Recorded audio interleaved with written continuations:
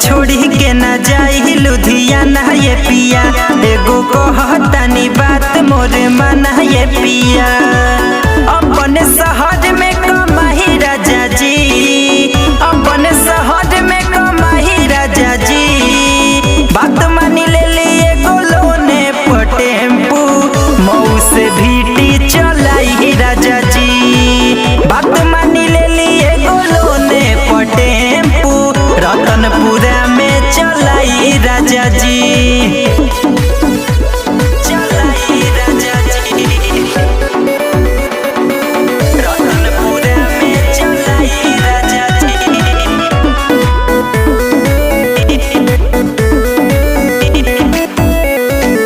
सुबह के गइल राजा सझिया के आइबा, होई ना दुख सुख में हरि के पैबा। हरे राजा सुबह के गइल जब सझिया के आइबा, होई ना दुख सुख में हरि के पैबा। कबो रणबीरपुर जाई राजा जी, रणबीरपुर में भी जाई राजा जी।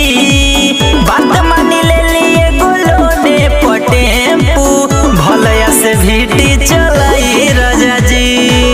बात मानी ले लिए गोलोने पर टेम्पू, मऊ से मोहम्मदाबाद चलाई राजा जी।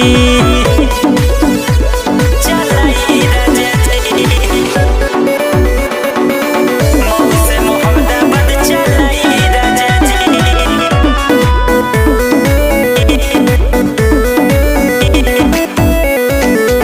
गाजीपुर तिराहा से भरी हसवारी, होते भिटी चौक जइहा गोपागंज बाजारी।